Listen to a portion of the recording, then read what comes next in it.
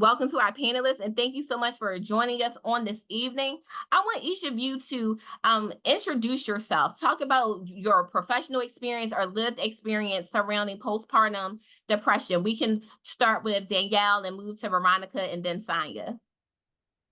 Well, thank you so much, Monica. Thank you, Tanya and Sound Minds, for having me. I'm very excited. This is actually my second time talking about this in public. So very interesting. But I am Danielle J. I like to call myself a passionate multitasker, juggling various roles. I'm a wife for almost 3 years, proud full-time mom to my very energetic 18-month-old son. I work in corporate full-time. I run businesses, Yell Out Loud Creative. I'm the co-host of Solid Lit Podcast with my sister. And we and my other two sisters, we own Destiny Dance Company, which is going on right now. That's been going on for 11 years. So as you can imagine, I did not have time for postpartum depression. And I said, baby girl, what are you doing here? Very random. But just a little bit about my journey with postpartum. It really began unexpectedly after the birth of my son. And it really doubled down by the discovery of his hand disability or hand or limb difference, because it's definitely not a disability. He's a wild man. So as you can imagine, I also had a lot of feelings of guilt that, I even wanted my son to be any different than he was. It was eating me alive. Now my son being so amazing with so much personality and my love for him currently, it makes me even forget that he has a hand difference. But there were moments that I didn't feel like I deserved to be his mom. I didn't feel like, not these tears this early. It's okay. It's okay. I didn't feel like I deserved to even be a wife, or I was a good wife to my husband. And I just thought, just being aware of postpartum depression, you hear about it, but you don't really take action unless you have to. And like, I didn't have to until I had to. So, but I thought that would be enough. But life came quickly. It took therapy for me to openly acknowledge my struggles and decide to advocate for my. Oh, they do? That's what they meant on the set. It took therapy for me to openly acknowledge my struggles, and decide to really just advocate in my own way, for maternal and mental, health awareness. It took me even having thoughts of not even wanting to live anymore to, go to therapy. And even that alone, I had a little cousin, his name is John. He committed suicide in 2021. And so I even had guilt of that. Like, how dare I even, feel these things, and my family is going through all of these things. Like, why would I even think that? Why would I do that? So I started beating myself up because I was depressed in the first place. And I'm just like, how dare I be depressed when my little cousin just went through this and my family is going through this? And so I started just comparing my situation to others. And so, now my goal is really just to share my story with transparency while not comparing my experience with anyone else's. We tend to compare trauma because our trauma doesn't look like the next person's. And that's what keeps you quiet. And that's what kept me quiet. That's why it took me 33 years to get to therapy, because I didn't feel like what I went through was good enough to be qualified to go to therapy. And I couldn't be any more than false. What I was going through, it just didn't seem as bad as of the stories that I've heard. And so it kept me quiet. And I discredited myself. But a lot of times it felt like my soul was hovering over my robot body. And because I was able to get up every day, because I was able to take care of my son, because I was, still smiling and communicating, I kind of like pushed it to the side. And I don't even think that I was able to fully articulate to my husband what was going on. I was just rude to him. And I'm sorry if he's listening. But he understood. He gave me a lot of grace during that time. And so even with that, having that support system was like 1000% key. And I even just recall, and I'm almost done talking, guys. But I just recall even me going to like my first doctor's appointment. You know, if you've had a baby, they just hand you this piece of paper and they make you circle the boxes to say, where's your mental health? I'm lying on the sheets. Okay. Y'all not about to take my child away from me. Like, so I'm not going to be truthful about what I'm feeling.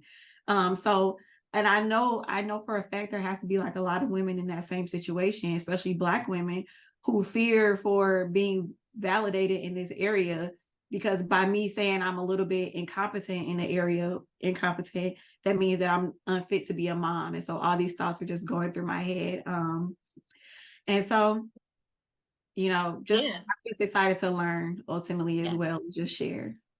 Yes. Thank you so much, Danielle.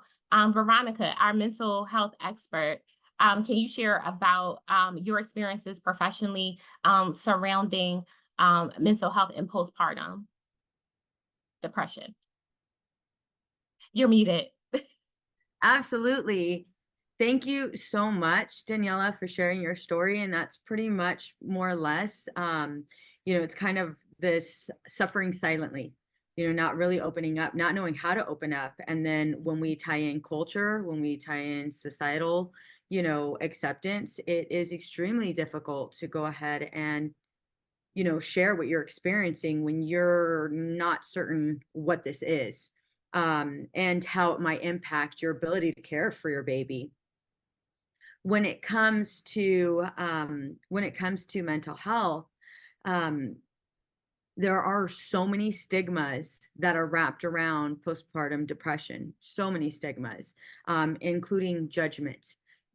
All of us as mothers, we're all insecure, at one point or another with regards to, how we're going to care for this baby and whether or not we have the tools or skills to be the best version of the mom that we want to be.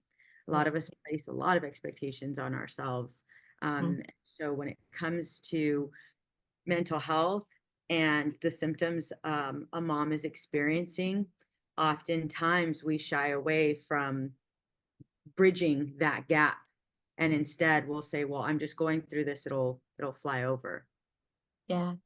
Thank you, Veronica. Sanya, can you just introduce briefly just your lived experience with postpartum depression and your introduction of yourself?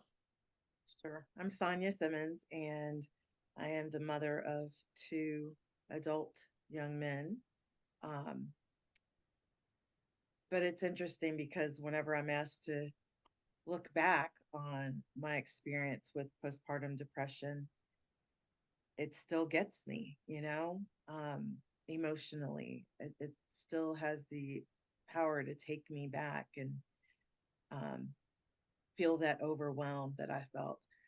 When my first son was born, I had some health situations that I was dealing with. I had to be hospitalized shortly after he was born, and I was breastfeeding, and I wanted to make sure that our breastfeeding relationship was still. Yes. Sanya, we're having a hard time hearing you. Are you able to speak up or adjust the volume or adjust the mouth your headset? Thank you. Yes, I'm sorry. Is that better? It sounds the same. Can you project your voice just a little more? Better? That sounds better. Thank you. Okay. So I had to be hospitalized shortly after he was born, and I had a migraine headache, and I thought I was going to die. I literally thought I was going to die and not be able to take care of my child. After that, when I got home, I didn't have a colicky baby or anything like that, but I was just really hyper vigilant about everything. Everything had to be perfect. And I remember when my mom came up, we had gone to a checkup, a follow-up visit with my OBGYN, and she was just hovering and everything had to be her way. And I'm like, no, I want to do this my way. And I remember saying to the people at the doctor's office, you can't talk to her. I don't give you permission to talk to her about me. I am the patient. she needs to go home. And like, my mom is no longer living. And to this day, I regret that we didn't get to enjoy that time together when I had my first child, you know? Mm. Even having that episode in the office, that doctor never said anything to me about postpartum depression.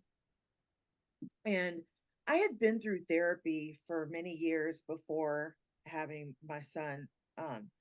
But anyway, later on, when my second son came along, 4.5 years later, I was pregnant with him, and I had realized, I probably had postpartum depression. So I talked to my doctor about it before the second child was born. I said, I went through this with my first child, and I'm really worried about what's going to happen.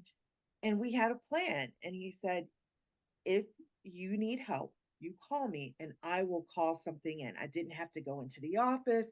We had already discussed it. He knew what he would prescribe if I needed medication. Mhm. And the second time around, I did also have depression. This time it looked different. I could not stop crying. And, for somebody who always wanted to be a mom, who loved being pregnant, who loved these babies, the disconnect between these emotions that I could not stop, the tears, just didn't. It's mind boggling when you're going through that as a woman, as a mother, and everybody thinks, well, why aren't you happy? You should be happy. Right. You have this Right. beautiful baby, this beautiful, healthy baby. So, I was glad I did make the decision that medication was the answer for me. Yes. Um, and just a lot of support. So, two Thank different experiences that manifested in very different ways. Thank you. Thank you for the introduction and sharing. And again, to all of our attendees that are tuning in, I just want to reiterate again that this is a safe space. It is okay if you cry, even you might see our panelists or myself shed a few tears because this is emotional and mental health manifest in different ways. So I want you to know that you are in the right space. You are in a safe space. As we continue our conversation, you can put information in the chat, meaning you can put questions in the chat, and we have a Q&A that will be later on. I just want to take a step back because while we have Danielle and Sanya who talked about their lived experiences and being a survivor of postpartum depression, or also is known as PPD, which is the acronym. I want to ask Veronica, our mental health specialist, our mental health expert, what is postpartum depression and what are the symptoms? Absolutely. Great question. So postpartum depression, as you mentioned, PPD, it's a type of mood disorder and it's associated with childbirth. And a lot of people don't know that it actually affects both women as well as men, though it is way more common in women. It typically occurs within the first year after giving birth and can significantly impact mother's ability not only to care for her child, but also to care for herself. Unlike the baby blues, which are definitely short-lived and less severe, PPD is more intense and lasts longer, definitely requiring professional treatment. Symptoms, what we're looking for as a clinician, PPD can manifest in various ways, and the severity and combination of symptoms can differ from one individual to another. You will see mood changes, persistent sadness or low mood, severe mood swings, intense irritability or anger. You'll start to see emotional symptoms, feelings of hopelessness and helplessness, as definitely as Sanya has just mentioned as well. Excessive crying, overwhelming guilt or worthlessness, anxiety and panic attacks, which are very different. A lot of people get them confused. The other part would be cognitive symptoms, difficulty concentrating or making decisions, persistent doubts about the ability to care for the baby, persistent doubts about whether mom is even worthy, thoughts of harming oneself, and thoughts of harming the baby. This is why a lot of people do not come out and say what they're struggling with. There's definitely suicidal thoughts or ideations. Some Mhm. physical symptoms include fatigue, lack of energy, definitely changes in appetite. You're either eating more, more than what you're accustomed to, or you're eating very little. We'll start to see also sleeping patterns change, struggle with going to sleep, staying asleep, or excessive sleeping. And then we'll also start to see behavioral symptoms. Right. We'll start to see withdrawal from family and friends, a loss of Yeah. interest in activities, difficulty bonding with a baby, as well as neglecting personal hygiene and self-care. One thing that I definitely want to mention, especially for Black and Hispanic mothers, there's a huge cultural stigma, healthcare disparities, socioeconomic factors, and then in addition to that, racism and discrimination. Thank you. So, what I'm hearing is that there's levels to postpartum depression. So you can have mild, and then you can have extreme, which could lead to a state of wanting to end life Yeah. of Often, either right the mother or the child. yeah. Oftentimes you will have moments where, you might wake up and say, it'd be better off if I was not here. And that's a suicidal ideation, or it might go to Mm-hmm. the extreme of, you know, starting to develop a plan, Right. things to that matter. Right. Danielle and Sanya, I know you in your introduction you talked a little bit about your experiences, but can you share what were your symptoms? I know Sanya, you talked about it was the crying, and Danielle, you were saying you're thinking like I was just rude to my husband. What were the symptoms, and then when did you know that point? What was that moment it was something's not right. Something is going on with Yeah. me. Well, for me, it was definitely just the feelings, overwhelming feelings of guilt. Um, Mhm. I had guilt like nobody's business. I had guilt because I felt like I wasn't being a good wife. I had guilt because I was sad that my son's hand came out, different than I expected. I was sad and guilty that, I wanted to have a natural birth. I didn't want a C-section. So I was confused about that. Now, why would I be guilty that I had a C-section? Because somebody explained to me. I have no idea. But that just, why it doesn't make sense.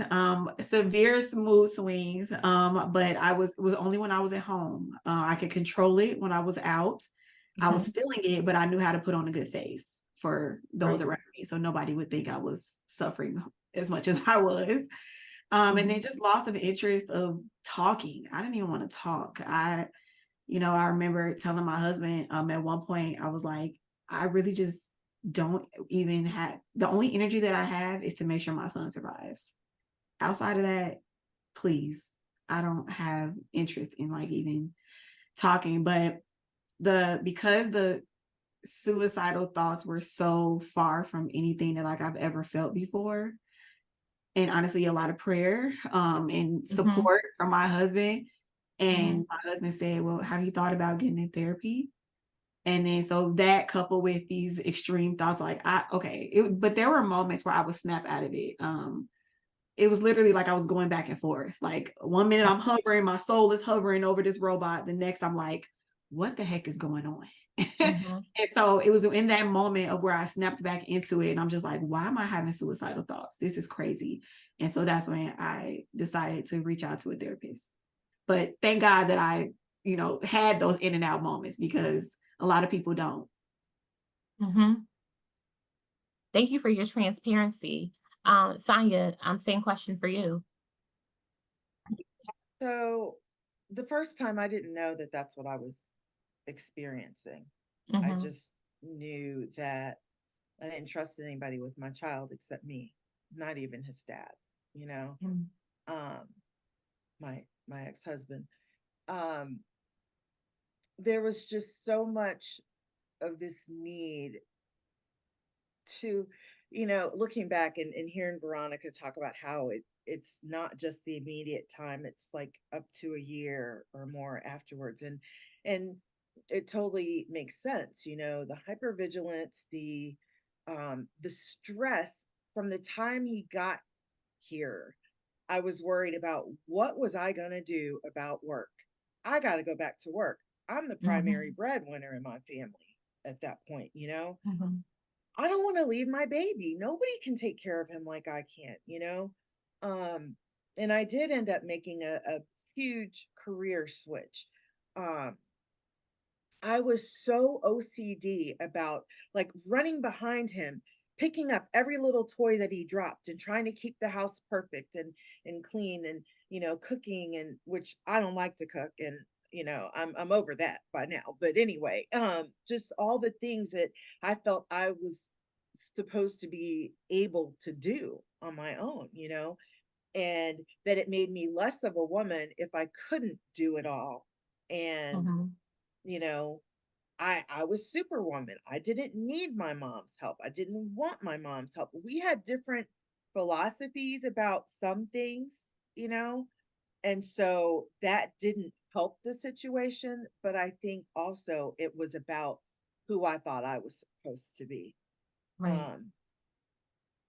And you know that changing definition of who I am. And I can totally relate, Danielle, to the birth experience not being what we planned or hoped for.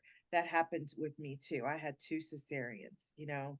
Yeah. With my second child, I carried him 41 weeks and never went into labor.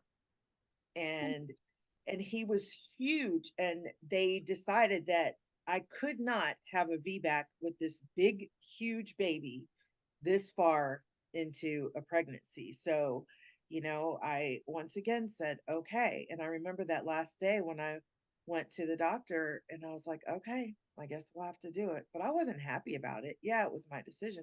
But I think as Black women or women of color, Latino women as well, the whole system is not designed for us. They don't Yeah. listen to our pain. We don't Yeah. theoretically experience pain the way other people do.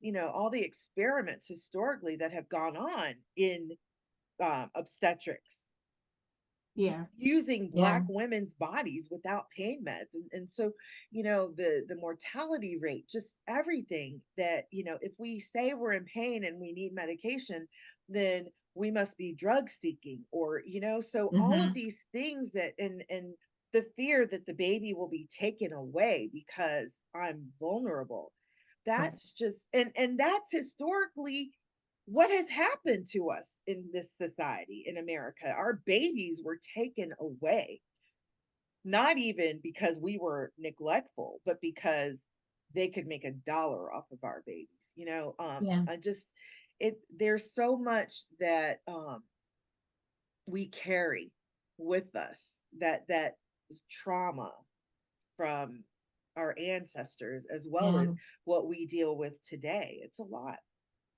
Can I just say, you just reminded me of a moment, you know, I was really just kind of delirious during the C-section. The only thing that calmed me down, my whole body started shaking because it was a nurse that randomly came in and started wiping me down. I'm like, well, what are you doing? And she said, oh, we're getting you prepared for your C-section. And I'm like, where's the doctor? Wow. Nobody told me. So this is my first major surgery, but so my body went into this shock and I started shaking. And the only thing that calmed me down, even as they wheeled me all the way there, was the anesthesiologist grabbed my head. I don't know if she's Black, white, Hispanic. I don't know what she was, but she said, you're going to be okay. And so I had one moment where I calmed down, and me just all type of things going through my head, like they better not kill me on this table. Naturally, I'm thinking like, I know about Black women dying in hospitals. I had 2 male white doctors and I had my Black doctor. And these 2 men, white men, were talking about golf over me, asking each other when the last time they've been to the course, and just talking about other stuff. I'm just like, and luckily, you know, my Black doctor advocated for me. And she said, excuse me, you won't see my patient laying here on the table. Please be more professional and respectful. And in that moment, that's when I relaxed, when I had somebody advocating for me in that moment. You know, my husband, he just worried about me. Like, he don't advocate for me all day long. But I felt good that she was able to just like shut the conversation down. Like, is there any regard for what me as a mom, not just another open body with my guts on the table. Like, I know you've seen these guts a million times, but what about me as the woman that's laying here on the table? You know what I mean? No consideration. That's what it felt like. No consideration. Right. So I'm just saying wow, because we can go on for about the lack of advocacy of Black women in maternal health, but specifically to postpartum depression, I'm hearing a lot of the fears of your child being taken away, which Danielle, you spoke to lying on the form that the doctor gave you, and Sanya feeling like that you couldn't be truthful about what was going on because of not even the preconceived notions, but we can actually say truths of the lack of advocacy and the lack of belief that a doctor, regardless of skin color, it doesn't matter if they are a minority or BIPOC or not, to be able to believe you. I have a question to Veronica after listening to Danielle and Sanya. What other fears in your experience have mothers had that has contributed to the postpartum depression? Well, a lot of us aren't necessarily taught how to self-regulate. And a lot of us aren't taught how to self-soothe. I know for me growing up, my dad was a gang member and a hardcore heroin addict. And my mom was just kind of reactive, very, very reactive. And so with that, we tend to kind of stay in that status quo. It's not that that's where we want to be, but we tend to be maybe overreactive, or, it might be where we are completely avoidant. And then when we tie in the lack of skills with regards to communication, setting healthy boundaries, asserting ourselves, communicating what we want, what we need, and even being able to say no, or ask questions, have that level where we can be our own advocate and hold on, you're wiping me down. Where are we going? Take me through these steps. Oftentimes when, we're met with an authority figure or somebody in a professional setting, I know for me, I have been taught to stay quiet. You don't say anything, especially if it's a male. You stay quiet and you do as you're told. And when we're in this very, very vulnerable state, extremely vulnerable state, guess what? Those rules apply. Those rules apply. Right. After the fact is when we're like, okay, hold up. Like, that was not right, or I did not consent, or whatever it is, right? It's like, that's when we start to get those wheels turning. But then it goes from one extreme to the other. That plays a major role with us not being able to really identify what we're experiencing, and then what steps to take to either self-soothe, communicate, set boundaries, or simply say no. And so that definitely impacts us with speaking up.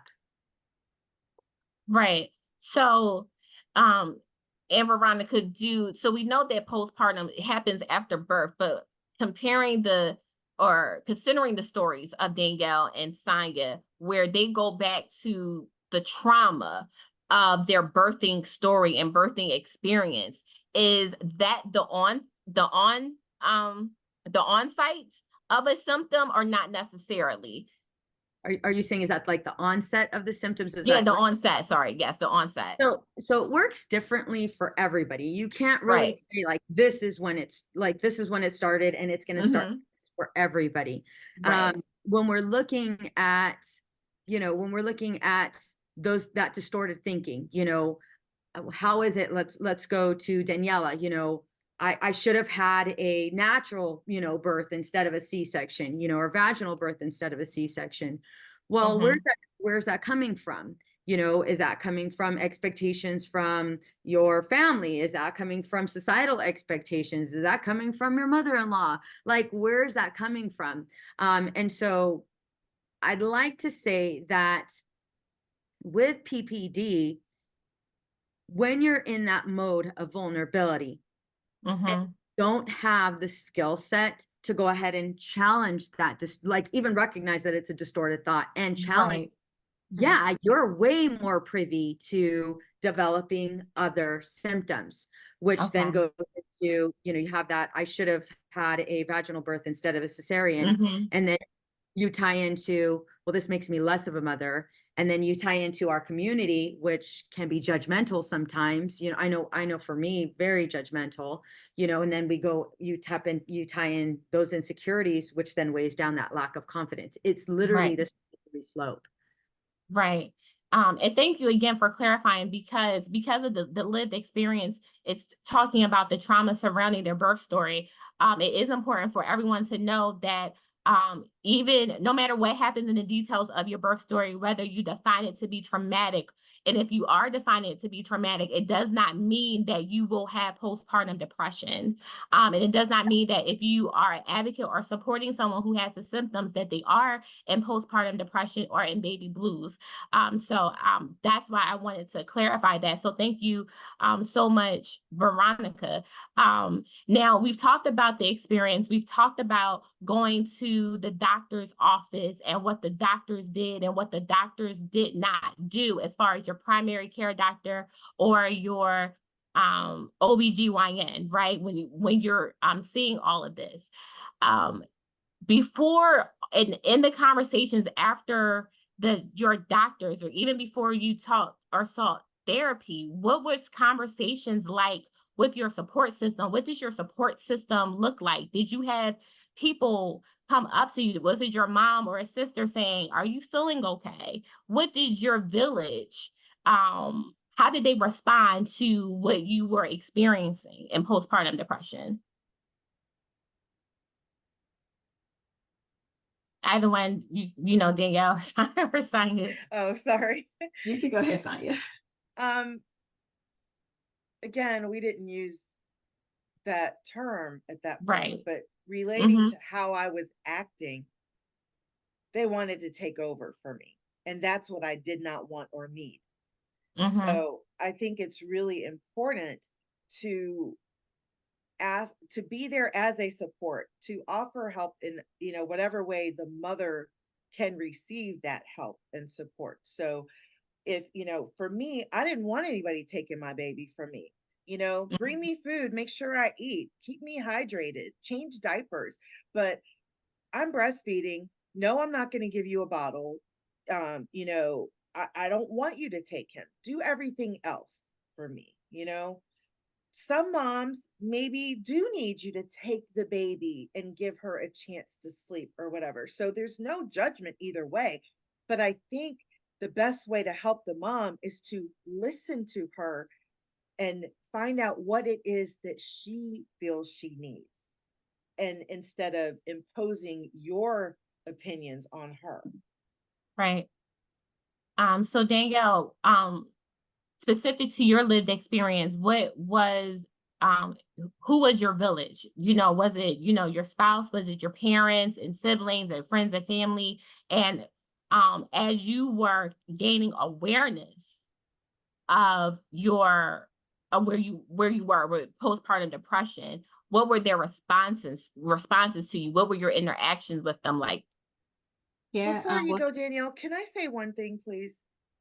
I'm so sorry. I just want to finish. Okay, go ahead, Zion. I just think it's really important to say that I had a wonderful, loving family around me.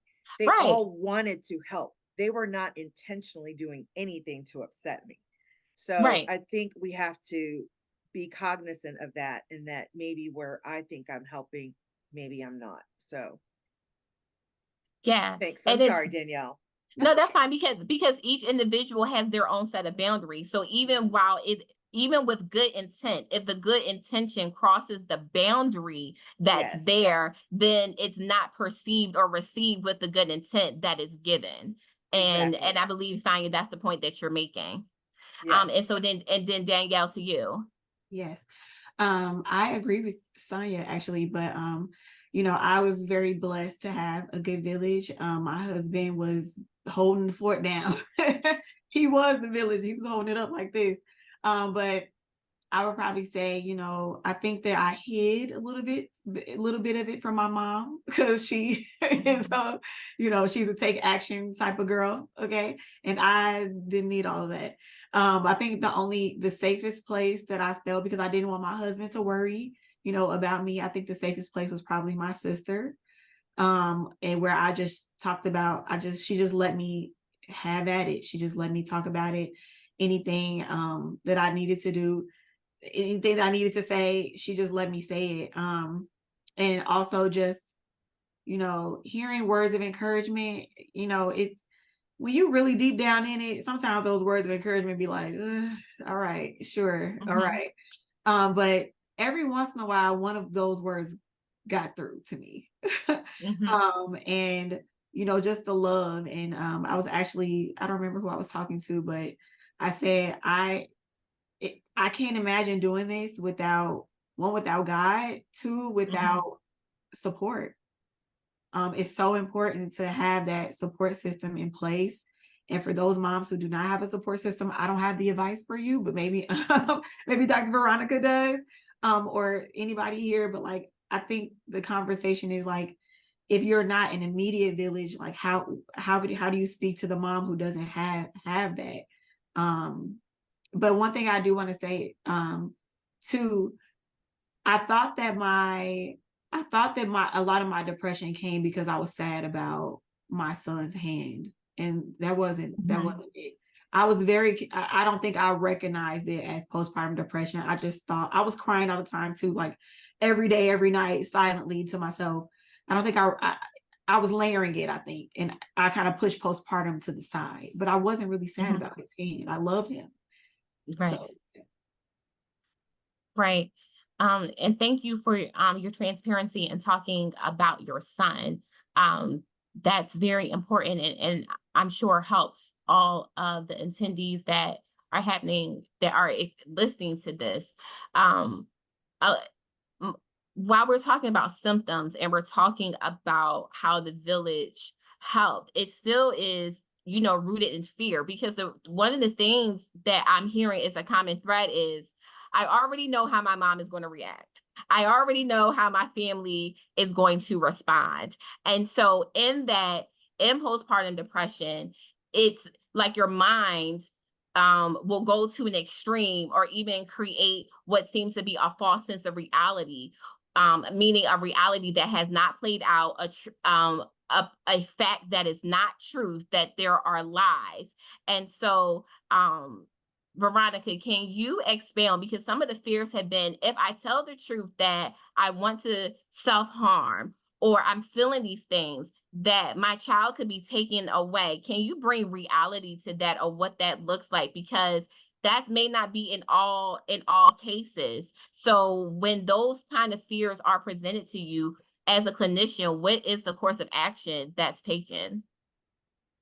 So what is the course of action taken while in therapy, or are you asking for tips on what to do if you're in that state?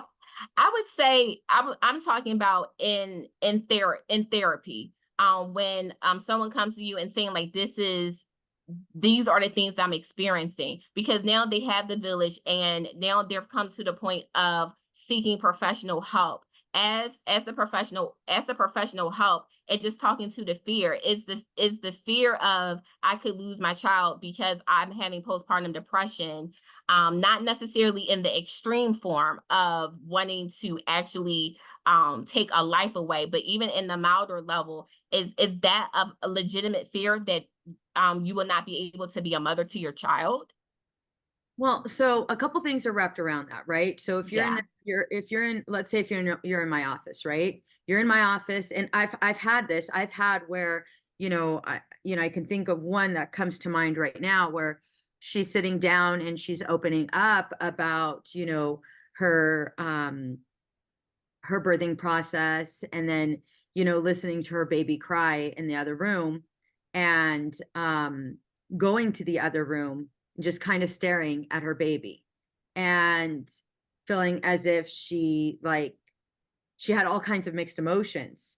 And so through our time together, while she's sharing about just kind of staring at her baby, being able to provide this safe environment where she's able to say the things that a lot of us moms don't want to say to our friends, to our family, right? We don't want to admit, like, I'm looking at my kid wondering, how the hell do I, not that I want to, but Right. I just want to throw them out the window. Like at this point, I can't do it anymore. I'm at that point. And, you know, watching her kind of like just gasp of like this air of kind of like freedom. Like I would never do that to my kid. And the Mhm. fact that I'm able to say this out loud, you're not judging me, you're not throwing me in, you know, mental ward, or you're not, you know, calling CPS. Like that alone was so therapeutic for her, you know, Mhm. in having that professional relationship where she can say those things.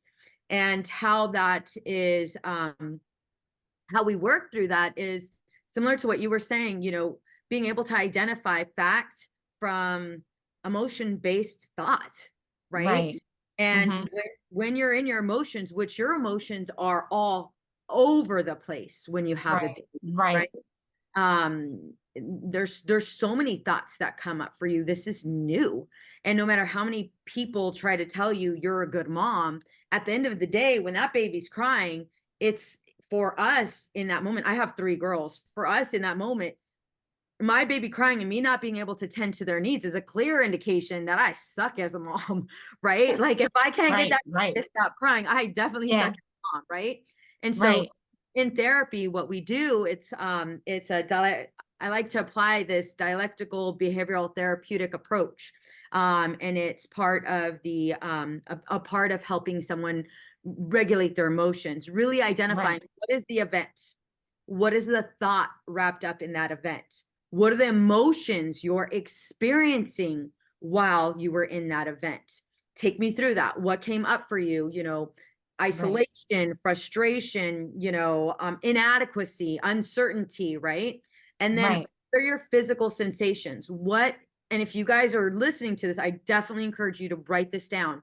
Really identify like what is happening for me in this moment? What is happening? Like, what is my physiological response to Yeah. this event that happened yesterday, last week, or is happening right now? And then Mhm. we go into identifying how did you react instead of respond? Like, what was your Right. reaction? You know, while I just sat there, you know, and I feel like such a horrible parent because my baby cried for like 30 minutes to an hour, you know, and it's Right. like, okay, all right. So we've gone through that. Now, is it a fact that you suck as a mom and you're not a good mom? Or is this based off of your emotions and where you're at? Once we really, really jot that down and take a look at that, what my clients will see is, yeah, the clinical term is I was flooded. I was overwhelmed. I was flooded with all of these emotions, and those emotions sort of trick your mind into believing you're not worthy, you're not a good enough mom. And our Right. reactions tend to be something negative instead of where we can actually problem solve. And like I mentioned earlier, the difficulty with problem solving is when you Mhm. haven't been taught and you've kind Yeah. of witnessed your parents react, guess what? Mhm. That's exactly what you're going to do. Even when you want to do the opposite of what your parents did to you. So it is this slippery slope, but really, really helping, you know, my clients challenge, you know, I, for one, identify that this is a distorted thought, and then teaching them how to challenge those distorted thoughts, and then really, really gain this this ability to bring themselves from this dysregulated, this like 0 to 1,000, right? All of a sudden you see, Right. anybody see red when they're upset? I do. Like getting from that space of I just see red, you know, Right. taking it down to this calm state, which takes a whole hell of a lot of skill and Yeah. practice. Right. Um, and so thank you for sharing, because what I'm hearing is that it takes time and that you should give yourself grace in the process, that the surviving or the overcoming of postpartum depression is not something that happens overnight, and it's okay that it doesn't happen overnight, but there is help, and that there are tangible tools that you can use every day in moments to help you manage so that you can get better. And so Veronica, and it's so important that we address the fears, because so many women and moms are scared to say that they're overwhelmed. They're scared to say that they're struggling, whether it's even postpartum depression, baby blues or not. You just have moms that are struggling with a newborn, or moms that are struggling with a toddler. And there's this fear of, I want to be the greatest mom and I don't want to mess up. And now you have postpartum depression that just heightens just already those fears that come with being a new mom, or like, now I'm a mom of multiples, or I'm a mom of more than one child, and all the different dynamics that come along with that. And so Danielle and Sanya mentioned their village and about what their village did for them and their support system and that interaction. Veronica, can you talk about what other things can a support system do? Like, if you're scared that your loved one is going through postpartum depression, how can they help? What are some of the things that they can say, or the questions that they should ask? Great question. So oftentimes we try to fix things, especially as women. We try to fix things. We want to go ahead and take whatever you're experiencing, we want to take that emotion away. And it's not for selfish reasons. It's more of, I don't know how to fix or see you in this pain, so I want to go ahead and remove it because I love you so much. And so we'll go into, not meaning to, but we'll go into, well, you're a great mom. And we'll go into sympathy instead of empathy. Sympathy is more of, you have these feelings that you are a bad mom, but look at all of the wonderful things you've done for a kid. I'm sorry, but if I hear that, I'm gonna be like, really? That did not take away. I know that was your, I know that was, your reason for saying that, but that did not take anything away. If anything, now I'm just gonna kind of sit down and listen to you as you're on your high horse talking about all of the things I've done. Now, I don't believe in myself at all. And it just kind of gets brushed off. But when you have somebody, and I want you to hear me when I say this, when you have somebody that says, Danielle and Sanya, I cannot imagine what this experience has been like for you. As you were sharing and you had your doubts as a mom, just listening to that pain in your voice, I could tell it hurts you so deeply. And at this point, I'm so thankful that you've shared this. And I fight with wanting to take that pain away. And I realize I can't. And so what I am going to say is, I don't know how to take this pain away. However, I know how to be here and listen and do my best to understand what your struggle is. That right there will open the mother up and share so much more, because at this point, she's not being what's called invalidated. She's not being told, yeah, but, or do this instead. She's getting the opposite. She's getting somebody that really is listening and has heard what she said and validated where she's currently at. That is the greatest gift you can give anybody when they're in their moments of despair or moments of vulnerability. You're not a professional, and even if you are a professional, me as a licensed marriage and family therapist, I've had my family members, encounter certain things in their life. And if I go into therapist mode, even though people pay me to do this, and it's actually my profession, don't listen to me, then you don't know what you're talking about. But the minute I go into empathy, it's total different ending. Daniela, I see right now as I was sharing that, you're like, you're talking to me right now. I'm like, I'm literally sucking up my tears right now, so I won't be able to talk. Like, I know it's a free space to cry, but I want to be able to still talk. But like, yes. And I think, and I don't fault my family for not knowing to say that, because a lot of people don't know that that's what needs to be said. And so let's get a megaphone on you next time and we can shout it out loud to the world, because I think that's how do people around you support? And I think that's really what it is. One thought that I had was to the woman who is maybe not, visibly telling everybody that it's hard. Like, what questions can their family ask them to maybe unlock that door if she's looking like and seeming like a powerhouse? I think that's probably what I was looking like on the outside. But Right.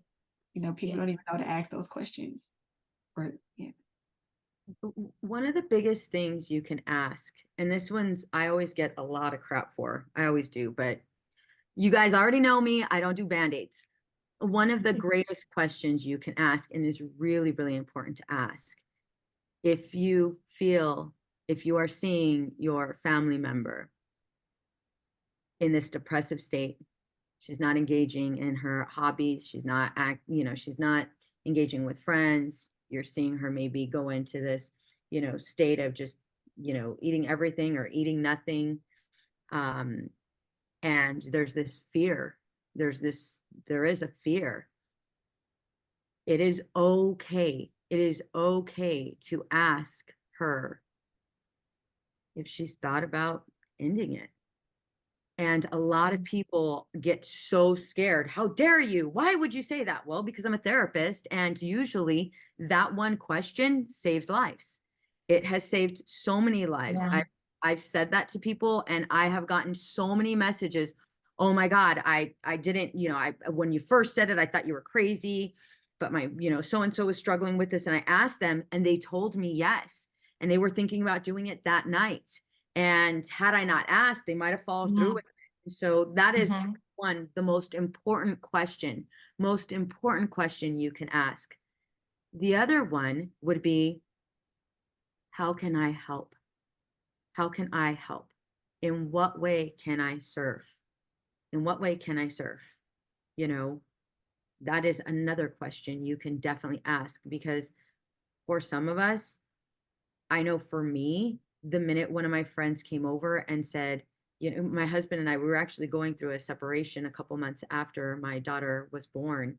And I remember her saying, Veronica, how can I help? And I was like, I don't know.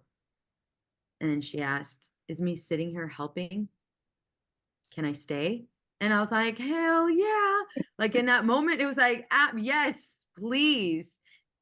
Just know that they're not going to have the answers, and it doesn't have to be so extreme as cleaning up the house. Just do it. If you want to clean up the house, clean it. She needs it. She ain't going to tell you, but she needs it, but like, even you sitting there, I don't want you to think it's something so big you have to change her world. She's going to go to a therapist for that. But you, like, that connection is so important, and it's invaluable. Yes. Thank you so much. And we're going to be shortly going into our Q&A portion of the conversation. So again, if you have questions for our panelists, please put it in the chat, or use the Zoom tool to raise your hand at the appropriate time. I will allow for you to do that. And while we're wrapping up this part of the conversation, it has been asked that, or even talked about in the mental health community, that if you already have a mental health challenge, or if you have a mental health diagnosis, does that make you predisposed or more likely to have postpartum depression if you're already struggling with your mental health? Yes. Yeah. One question that I often ask, and it'll be in the paperwork, it's called intake. And there's a full history, and I'm asking about your family's full history. Why? I need to know if depression, anxiety runs in your family. Why? Because more than likely, you are going to be susceptible to depression, anxiety, as well as postpartum depression.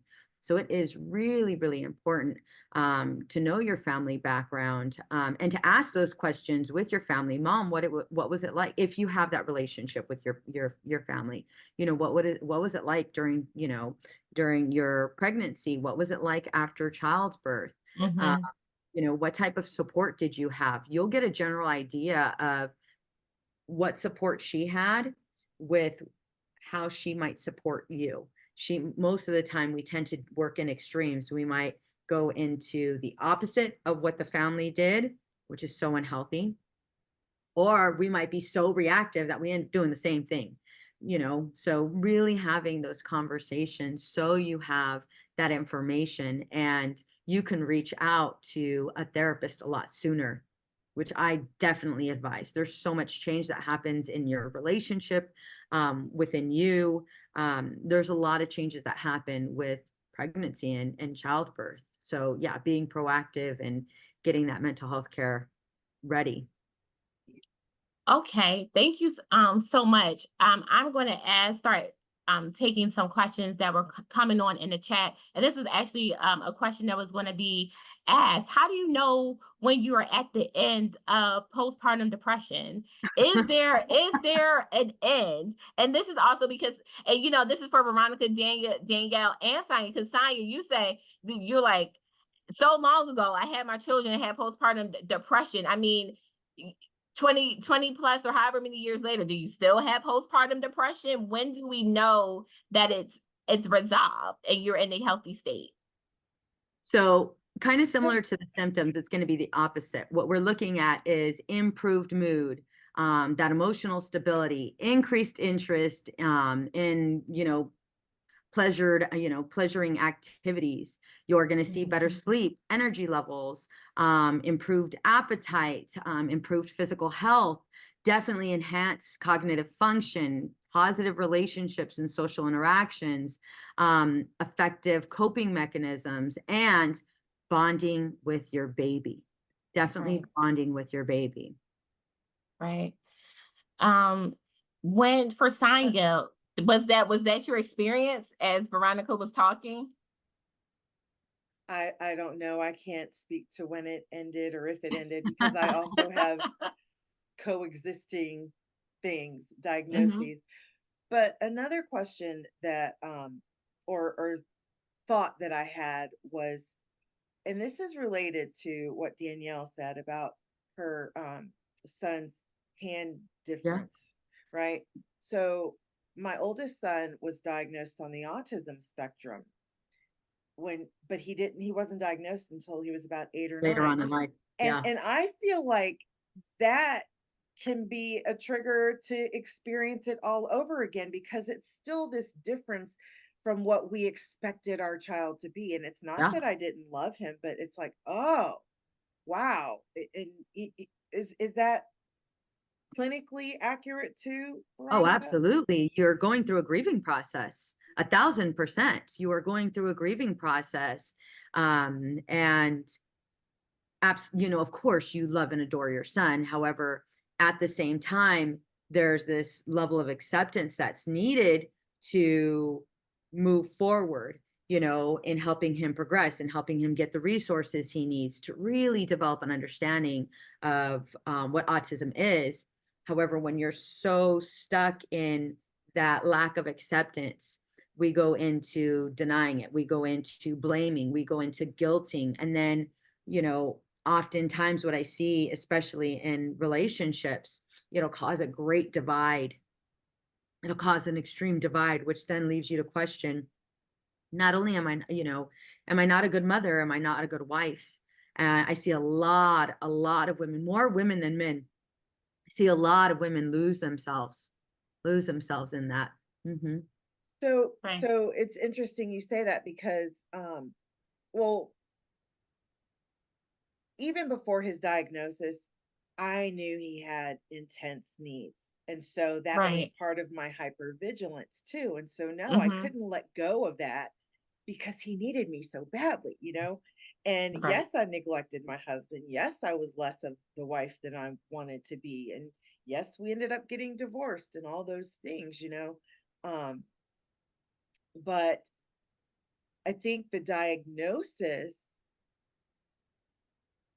was almost a relief at that point because it explained everything, and yet still I had to figure out what to do with this diagnosis. Yeah. So it was kind of the end of it, but the beginning of a different kind of grief. Does that make any sense? Absolutely. Right. Absolutely.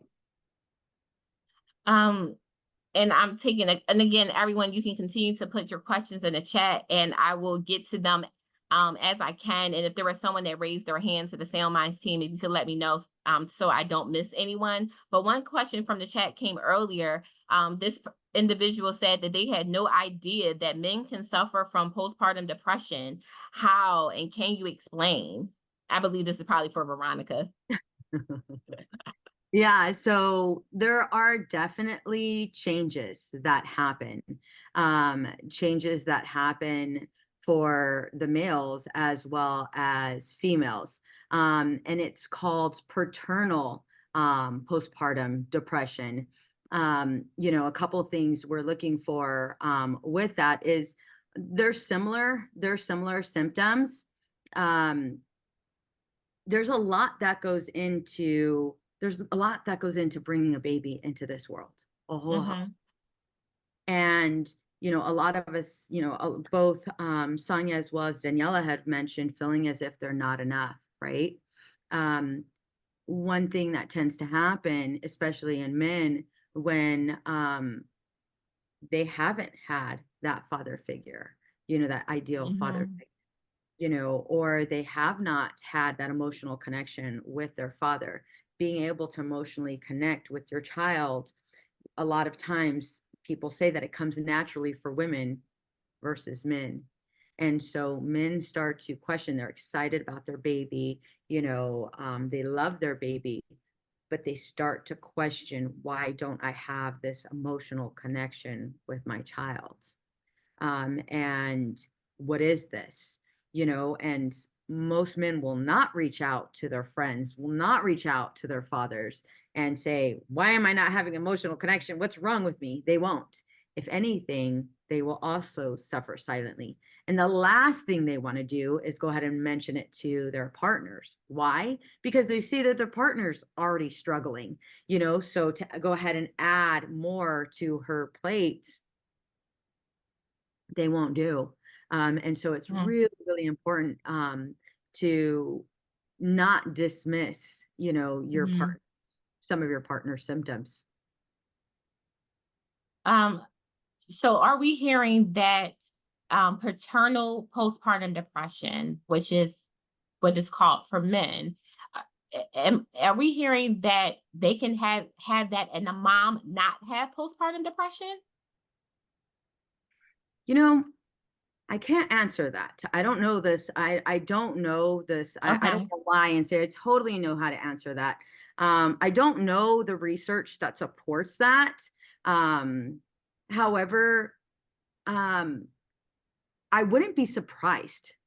I wouldn't be surprised if you have a confident mom that was able to self-regulate, that was able to identify her own symptoms, get her help early on, where you have a male that are oftentimes reluctant to get help. I wouldn't be surprised if that would be the case.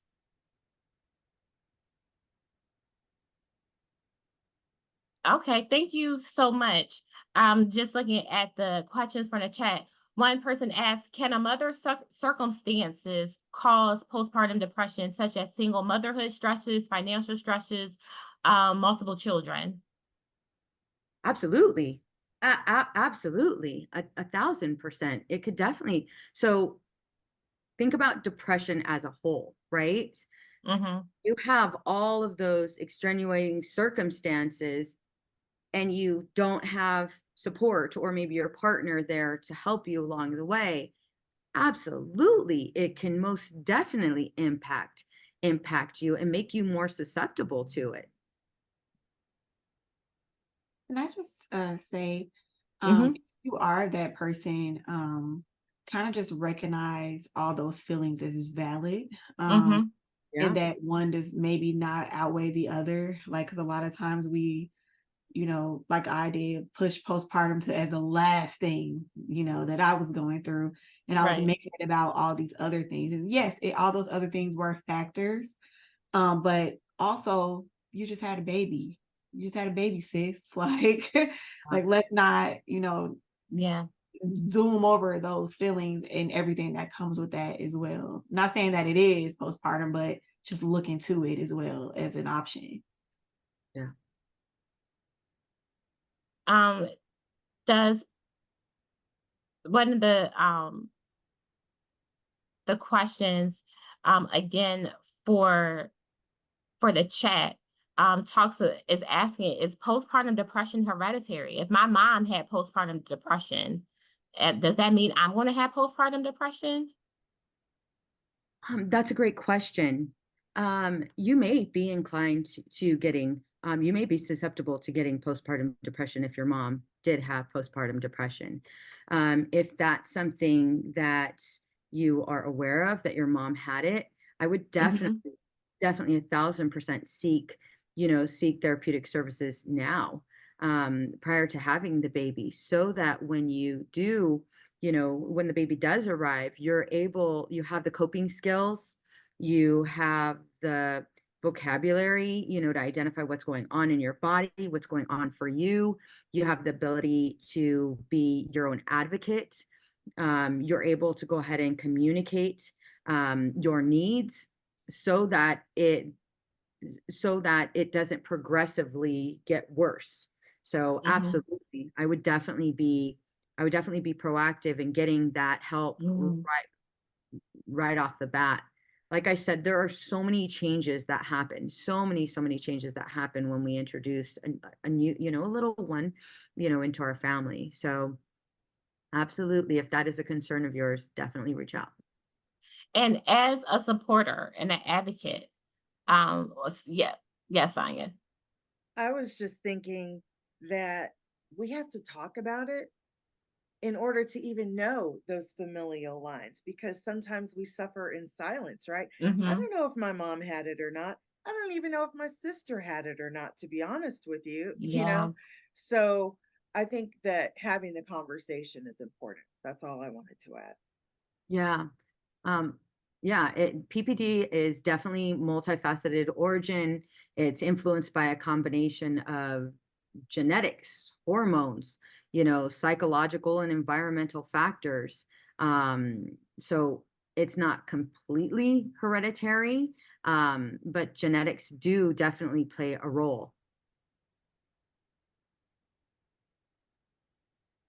And as the village, as we are so used in our culture to be able to say the village, our support system, is it okay to suggest or that a mom should consider seeking out professional help? So I love that you asked this question. Why? Because a lot of people aren't going to tell you, hey, have you thought about going to therapy? Right? There's this stigma. I tell somebody that, if I ask somebody that question, if they thought of going to therapy, our immediate thought is, do they think I'm crazy? Right? Because there's such a stigma wrapped around therapy. One thing to definitely, consider is asking, your loved one, how much has this weighed on you? Is this something that, you consistently think of? Have you thought about reaching out for professional help? What are your thoughts about, asking a professional? What are some of your fears? You're not here to fix it. It's for you to understand. When the person is ready to seek professional help, they will seek it. It might take forever, so please don't. The minute you think you need professional help, definitely reach out. But it might take some time. And so again, being patient and understanding, that one's going to be key. But definitely kind of voicing it in that sense of, how heavy has this been for you? Is this something that you constantly think about? Yeah, Danielle. I just, yes, I love that you said that, Dr. Veronica. One thing I also want to say is that, a lot of times, or if you haven't, or if you plan on having children, have a birthing plan before you even get to the doctor's office, before you give labor, but also have a postpartum plan before you give, birth. And that's one thing that, like, I've been telling, if I know you and you're pregnant, you're going to hear about it from me having a postpartum plan. I even, I was talking to Monica the other day, and I was telling her how my manager, when I came back from maternity leave, my manager was 7 months pregnant, and I guess she just thought she connected with me. Like, listen, I'm not going to be your friend, but you can be my friend in the corporate world. Okay. But she, was just asking me all of these questions. And I'm just like, I was kind of like, okay. And so one of the main things I told her was, you just need to find a therapist before you, just plan for it. I'm not saying that you are, but plan for it. Plan for having a plan for, your mental health after you have the baby. Lo and behold, her baby is about 8 months now. And she came to me actually like last week, and she just said, Danielle, I don't know how you did this. She was like, I feel like I'm about to lose my mind. And she went back to that conversation that I had with her before she even had her baby. And I was just like, well, I use that opportunity, a little offline conversation to say, well, it's not the end of the world to, seek out therapists. And so I said all that to say, if you're a mom, I feel like other moms may receive it a little bit more from like, the lived experience, and not saying like, oh, well, I had it, so you have it. But I think what approach might need to be taken, you know what I mean? And your friend, your family, you should probably know like how and when is the right time they'll receive that information too. Thank you so much, Danielle. So everyone can walk away with the confidence knowing that you can ask the question, that you can ask the question, and you can ask the hard questions, because bravery and being able to be courageous to confront, it saves lives and it changes situations. Another question is, can postpartum depression be misdiagnosed? Can it look like something else? Can it look like maybe another kind of depression? Is that common? Does that happen? So to answer the question, there are certain diagnoses that get misdiagnosed. One of the major ones is, somebody that is struggling with bipolar might be, they might be diagnosed with borderline personality disorder, or vice versa. That's something that often happens. Postpartum depression with other diagnoses, I don't want to say absolutely not, depending on who's giving the diagnosis and how familiar they are with PPD, right, as well as different forms of depression. Like I mentioned earlier, as a clinician, if you're telling us that you just had a baby, we're going to look at, well, how long have these symptoms existed for you? And so if you're telling your professional that it started within that 1 year time frame, well, that's a clear indicator that more than likely it's PPD. But if you're saying that I've struggled with symptoms of depression, and it's I've been in this depressive state even prior to the baby, maybe a year before I was even pregnant, then we're looking at major depressive disorder. We're looking at, other different forms of depression. And so, with PPD, we're looking at, okay, what is actually happening? When did it occur? What are the symptoms attached to, what our client is going through? Now, if it doesn't fit some of those symptoms and there are other things, oftentimes with depression, it has its sister, which is anxiety. And so it might be, depression might be also diagnosed with anxiety. Misdiagnosed, I mean, it can happen. However, you want to make sure you're very, very clear with your provider, all of the symptoms you're experiencing. You also want to make sure you have a physical done, so that way your primary care physician can rule out anything physical happening. And that's something that every single therapist should do. They should make sure that, you've had that physical done. So we're not automatically saying it's a mental health issue. It might be something physical. Thank you for answering that, and so and for clarifying, because that kind of goes into the fear of, all right, I already have a couple of diagnoses. Do I want to add another Want to add diagnosis to the plate? Do I want to add to the the chart? plate of what I have? And as we're wrapping up the Q&A portion, I want to ask, does anyone have any other questions? If you want to come on camera, we will spotlight you, so, and you can turn your camera on so we can acknowledge you. And again, this is for a question, not maybe a comment, but if you have a question for any of our panelists, for Danielle, Sanya, or Veronica, now is the time.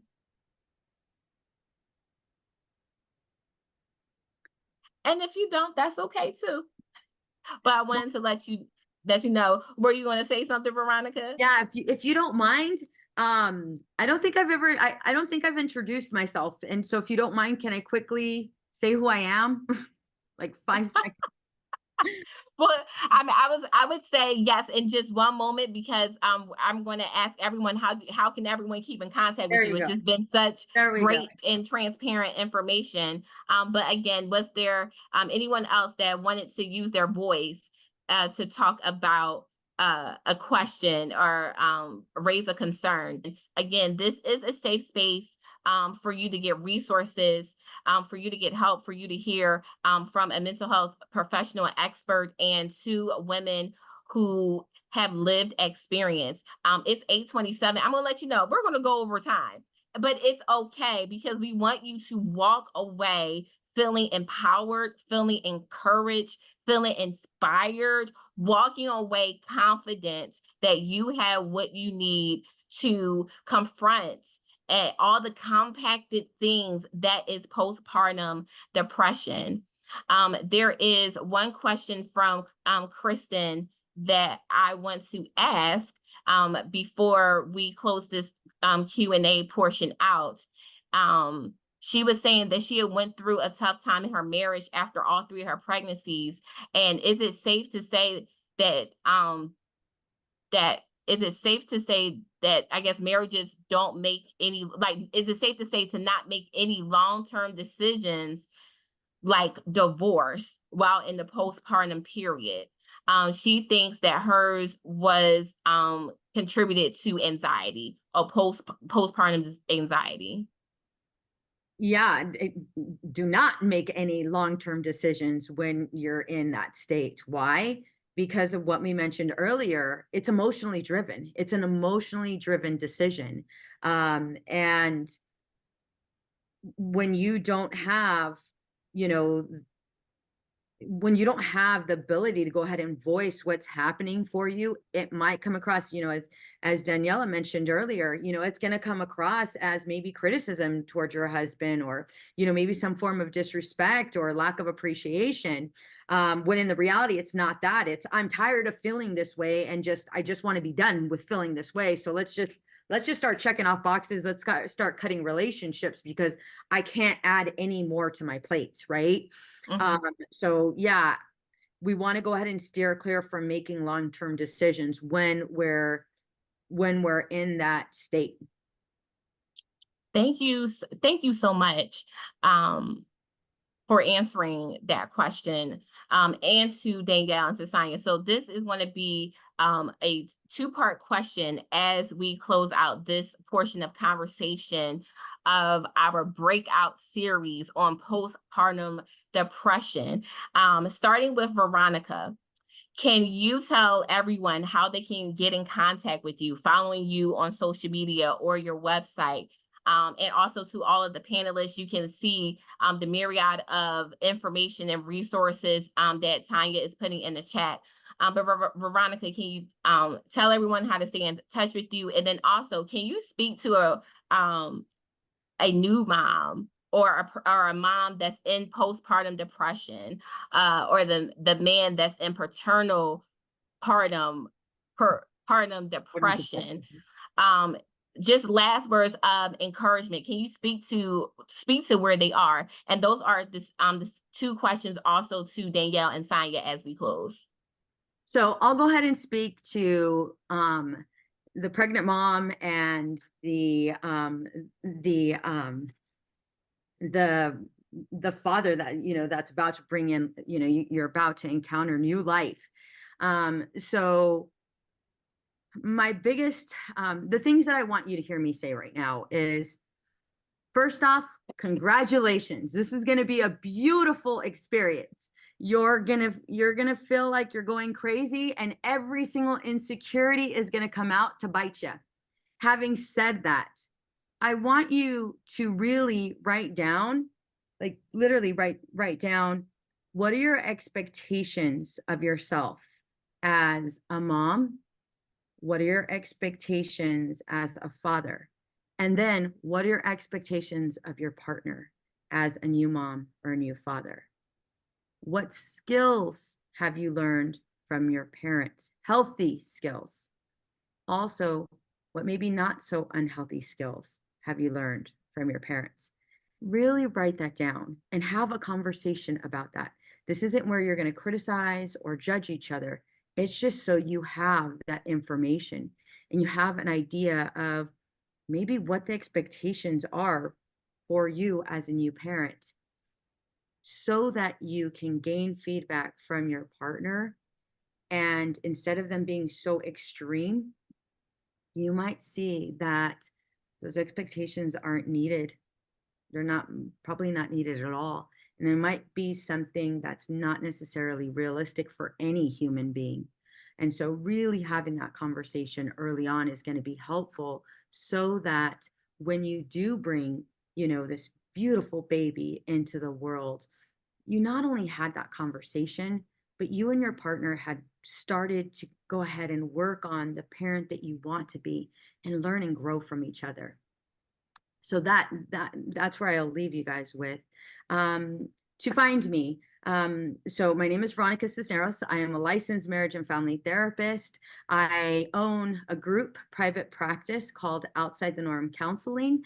I am a mother of 3 girls. I've been married for 24, going on 25 years. And I am the podcast host of Empowered and Unapologetic, where you can find me on all social media platforms. Hey, Veronica. If you're looking to schedule an appointment, you can do that. My website is www.outsidethenormcounseling.com to listen to the podcast.